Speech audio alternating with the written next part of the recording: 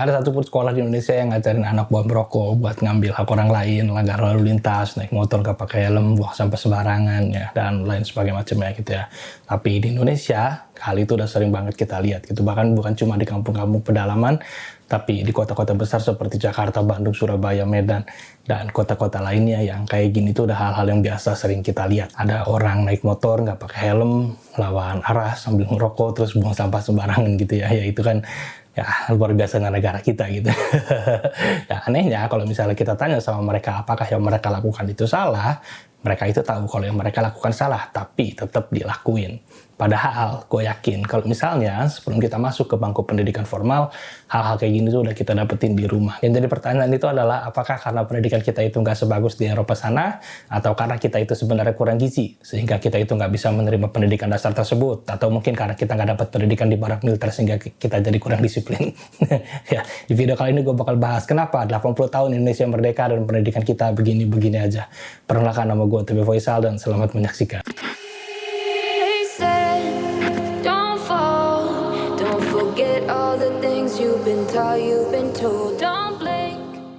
80 tahun Indonesia merdeka, ganti menteri, ganti kurikulum. Nah, tapi pendidikan di Indonesia itu bisa kita bilang ya gitu-gitu aja gitu. Nah, semua ini tuh terjadi karena adanya ambiguitas nilai yang ada di dalam masyarakat. Ambiguitas nilai ini terjadi karena adanya nilai-nilai yang saling berbenturan satu sama lain. Contohnya, nilai pendidikan itu berbenturan dengan nilai-nilai yang ada di dalam masyarakat. Nah, benturan nilai ini akan membuat masyarakat itu bingung mau pegang nilai yang mana untuk dipraktikkan di dalam kehidupan sehari-hari. Contohnya, di sekolah kita diajarin buang sampah pada tempatnya, tapi di lingkungan rumah kita ngeliat banyak orang yang buang sampah itu di solokan atau di kali. Nah, jelas ada benturan nilai dari pendidikan dan nilai-nilai yang ada di masyarakat. Karena nilai masyarakat ini terlalu dominan, akhirnya membuat nilai pendidikan kita itu yang dikesampingkan atau bahkan ditinggalkan di dalam masyarakat. Pertanyaan itu adalah, kenapa nilai masyarakat itu lebih dominan dan nilai apa yang dipegang oleh masyarakat kita sampai masyarakat kita itu mengesampingkan nilai-nilai dari pendidikan? Untuk menjawab pertanyaan itu, kita perlu tahu dulu nilai apa yang dipegang oleh masyarakat kita. Buat tahu nilai apa yang dipegang oleh masyarakat kita, gue bakal pakai teori dimensi budaya dari Geert Hofstede. Teori dimensi budaya ini berfungsi sebagai alat untuk melihat dan membandingkan budaya dari negara-negara yang ada dan memahami perbedaan-perbedaan fundamental dalam cara masyarakat berpikir dan berperilaku. Ada 6 dimensi budaya di dalam teorinya Geert Hofstede. Nah, kita bahas 2 dimensi budaya yang menurut gue paling berpengaruh untuk topik yang lagi kita bahas kali ini. Yang pertama itu adalah Power Distance Index dan yang kedua adalah kolektivisme versus individualisme. Indonesia mendapatkan nilai 78 untuk Power Distance Index. Semakin tinggi nilai Power Distance Index ini, semakin besar kesenjangan kekuasaan yang terjadi di dalam masyarakat.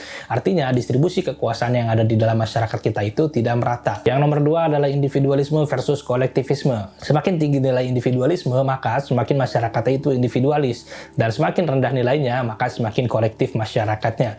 Jadi, masyarakat kita ini adalah masyarakat yang memegang nilai-nilai dari budaya yang kolektif. Kalian juga bisa bandingin negara kita dengan negara-negara lainnya, seperti Indonesia dengan negara Jepang, Vietnam, Amerika, Norwegia, Belanda, Singapura, dan lain sebagainya macamnya. Kalian tinggal search saja di Google, Country Comparison Tool, dan kalian bisa bandingin negara kita dengan negara-negara lainnya.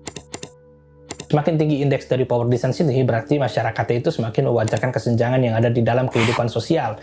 Ada jarak yang besar antara yang berkuasa dengan yang ada di bawah, dan masyarakat beranggapan memang seharusnya seperti itu.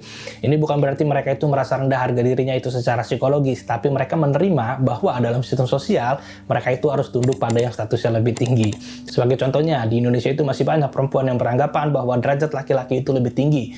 Contoh kecil kayak gini aja udah ngebuktiin kalau misalnya distribusi kekuasaan di Indonesia itu tidak merata. Ya, yang jadi permasalahan itu nggak ada ukuran yang jelas buat status sosial yang tinggi ini gitu ya. Jadi bisa jadi lebih kaya, bisa jadi lebih berpendidikan, lebih dikenal, lebih kuat, lebih banyak jumlahnya, lebih galak, lebih banyak followersnya, atau dan lain sebagainya macamnya lah. Nah, kesenjangan kekuasaan ini sifatnya sangat subjektif, jadi nggak bisa diukur. Yang lebih galak itu bisa aja takut sama yang lebih banyak, atau yang lebih tua itu bisa takut sama yang lebih muda. Artinya kekuasaan ini diciptakan berdasarkan status simbolik seperti jabatan, kekayaan, atau hubungan politik. Nah, kesenjangan kekuasaan ini juga adalah cara untuk menciptakan kebutuhan akan sebuah kepatuhan. Nah, pertanyaannya adalah, kenapa kebutuhan akan sebuah kepatuhan ini perlu diciptakan? Nah, buat tahu jawaban itu, kita perlu bahas soal budaya kolektivisme. Budaya kolektivisme adalah budaya yang berorientasi pada kepentingan kelompok daripada kepentingan individu. Nah, menurut teori konsep diri dari Hazel Marcus dan Shinobu Kitayama, konsep diri dari masyarakat kolektif ini adalah interdependen. Artinya, individu akan menganggap dirinya itu sebagian dari dalam kelompok. Ini yang jadi alasan kenapa banyak orang Indonesia itu suka banget ngurusin hidup orang lain. Tanya kapan lulus, kapan nikah, kapan punya anak, dan lain sebagainya macamnya. Berbeda dengan konsep diri masyarakat individualis yang independen. Individu merasa mereka bukanlah bagian dari dalam kelompok dan mereka beranggapan beranggapan bahwa mereka adalah entitas yang terpisah dan otonom.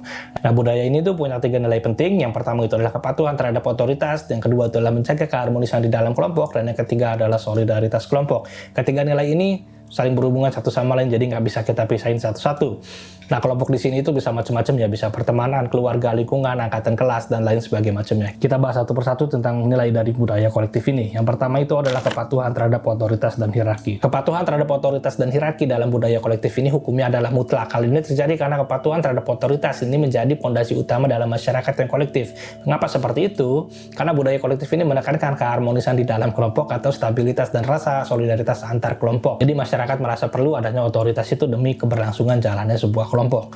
Nah, banyak masyarakat yang bergantung kepada otoritas karena mereka beranggapan bahwa otoritas dan hierarki yang lebih tinggi ini akan membawa kelompoknya itu ke arah yang lebih baik. Kesenjangan kekuasaan dan kepatuhan terhadap otoritas ini saling berkaitan satu sama lain. Jika kesenjangan kekuasaan itu adalah cara untuk menciptakan sebuah kepatuhan, maka kepatuhan terhadap otoritas ini adalah cara untuk memperkuat, mempertahankan, dan menjaga kepatuhan dan kesenjangan kekuasaan. Kesenjangan kekuasaan dan otoritas terhadap kepatuhan ini yang bikin nilai di dalam masyarakat itu jadi lebih dominan. Karena masyarakat yang statusnya itu lebih tinggi bisa memanfaatkan kekuasaannya buat kepentingan pribadi.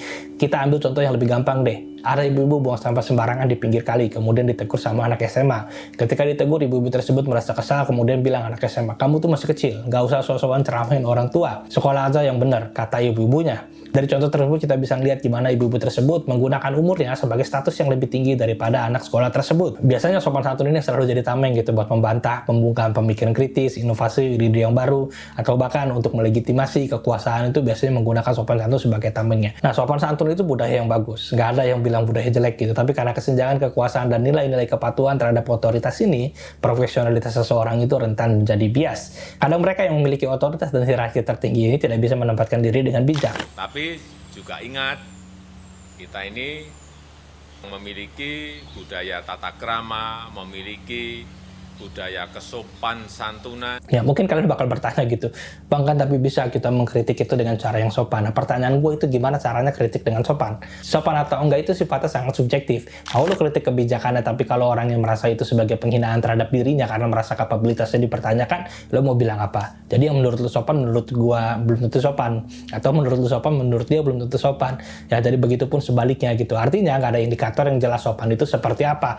Dan nggak ada ukurannya. Semua balik lagi tergantung dari perspektif masing-masing. Ketika nilai ini dipegang kuat oleh masyarakat, maka nilai pendidikan yang bertujuan untuk menciptakan individu yang kritis tentunya akan berbenturan dengan nilai kepatuhan terhadap otoritas. Biasanya bakal dibilang, adab dulu daripada ilmu. Buat apa ranking 1 kalau misalnya nggak nurut sama orang tua? Buat apa baca buku pinter-pinter kalau misalnya melawan guru? Itu yang diterangkan oleh Pak Jokowi. Jangan, kalau mau kritik, jangan kasar dong. Oke. Supaya kritik tidak tiba, maka sesopan-sopannya. Cara paling sopan adalah jangan kritik. Apakah sampai sini aja masalahnya? Oh belum, kita masuk ke nilai kedua dari budaya kolektif ini. Menjaga keharmonisan di dalam sebuah kelompok. Menjaga keharmonisan di dalam kelompok ini tentang bagaimana caranya kelompok itu nggak mau menjadi terpecah. Kita bakal berusaha buat menjaga keharmonisan demi keberlangsungan jalannya kelompok. Keharmonisan di dalam kelompok ini tentang keseragaman dan konformitas. Ada ekspektasi yang nggak tertulis di dalam kelompok, tapi anggota kelompok itu perlu mengikuti jalur hidup yang sudah disepakati oleh kelompok. Nggak tertulis sebagai aturan, tapi kelompok punya ekspektasi. Ketika ekspektasi kelompok tidak terpenuhi, akan ada rasa kecewa dari kelompok terhadap individu. Maka besar kemungkinan kelompok akan berusaha agar ekspektasinya terpenuhi. Biasanya dengan cara intimidasi, sindiran, marah, bully, merendahkan, dan cara lainnya gitu supaya individu ini bisa memenuhi ekspektasi kelompok. Seorang siswi di SMA Negeri di Sragen, Jawa Tengah mengalami kasus perundungan karena tidak memakai hijab. Namun ironisnya, perundungan tersebut dilakukan oleh guru saat tengah menjalani pembelajaran. Akibatnya siswi takut dan malu masuk ke sekolah. Sementara itu sang guru mengaku menyesal dan berjanji tidak mengulangi lagi perbuatannya. Ya, jadi percuma karir lu bagus, kuliah S3 Harvard, tapi kalau lu perempuan, umur lu udah 25, belum nikah dan punya anak, pasti lu bakal dapat sanksi sosial dari lingkungan yang mayoritas itu umur 25 udah punya anak 3. Karena lu dianggap gak memenuhi ekspektasi mereka, atau karena lu berbeda dari mereka. Ya, tujuan dari pendidikan itu kan jelas ya, untuk kita berpikir kritis supaya kita bisa menjadi manusia yang merdeka secara individu. Tapi lu gak akan bisa dapetin itu karena adanya budaya ini. Bayangin aja, kalau misalnya lu ada dalam sebuah kelompok yang punya perspektif bahwa pemikiran kritis itu adalah sebuah kesalahan bentuk perlawanan terhadap kelompok, atau upaya untuk merusak keharmonisan di dalam kelompok. Ya sekarang gimana caranya nilai pendidikan itu bisa terintegrasi di dalam masyarakat? Kalau misalnya perubahan, inovasi, ide-ide baru itu selalu dianggap merusak keharmonisan di dalam sebuah kelompok. Akhirnya ya kita sebagai individu itu secara nggak langsung kita terpenjara dan susah buat upgrade ke versi terbaik dari kita. Ini juga nilai yang bikin masyarakat kita itu cenderung menghindar dari ketegangan-ketegangan sosial seperti diskusi, debat, berargumen, berpendapat, dan lain sebagainya macamnya. Efek lanjutannya dari ini adalah lemahnya kesadaran politik masyarakat karena masyarakat cenderung menghindari dari perdebatan, argumentasi, dan perbedaan karena akan dianggap berpotensi merusak keharmonisan di dalam sebuah kelompok. Ketika kita bicara soal politik, pasti akan ada argumentasi, perdebatan, perbedaan, dan masyarakat kita akan cenderung menghindari hal-hal seperti itu. Yang ketiga itu nilai dari budaya kolektif ini adalah solidaritas kelompok. Solidaritas kelompok ini tentang rasa kebersamaan, seperti gotong royong, saling dukung, loyalitas terhadap kelompok, ya. Budaya yang bagus, budaya ini bisa bikin kita punya support system di lingkungan kita. Tapi karena budaya ini juga, kompetensi, meritokrasi, persaingan sehat, dan apapun kalian sebut itu akan kalah sama relasi dan kekuasaan. Ketika lo dapat kerja, jabatan, proyek, atau karena ada orang dalam, entah itu keluarga, teman, senior, junior, atau apapun itu tanpa proses yang semestinya, buat sebagian orang ini adalah bentuk solidaritas, saling dukung, dan bukan sebuah kesalahan atau sebuah masalah sama sekali. Efeknya, nepotisme, kolusi itu adalah hal yang wajar. Banyak orang yang akan menerima dan menormalisasi ketika mendapatkan sesuatu dengan koneksi atau relasi itu adalah hal yang wajar.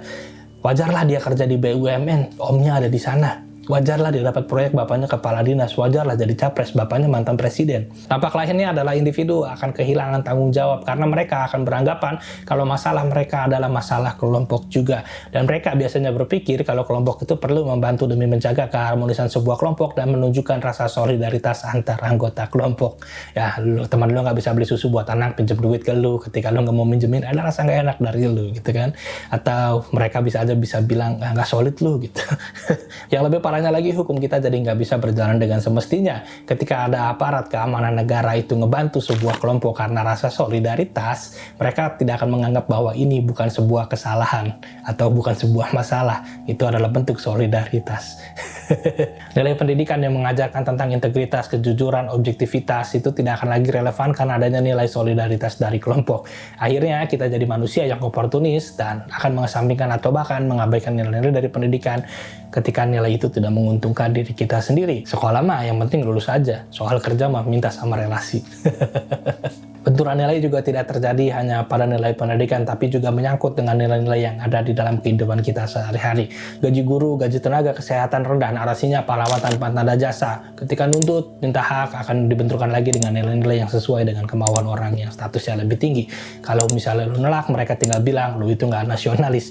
Ya nggak solid karena nggak mau memajukan negara bersama. Tapi orang dengan status yang lebih tinggi itu bisa bebas bikin aturan mainnya. Kabar bahwa anggota Dewan Perwakilan Rakyat RI menerima take home pay yang menembus angka 100 juta rupiah per bulan menjadi perbincangan publik. Jadi kalau ada yang mengatakan bahwa lapangan pekerjaan tidak ada, saya pikir harus kita menjadi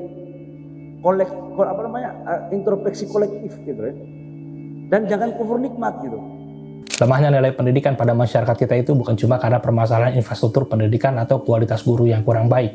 Tapi jauh daripada itu, sulit terintegrasinya nilai pendidikan dalam masyarakat juga menjadi masalah yang serius dan harus kita lihat dan harus kita kritisi.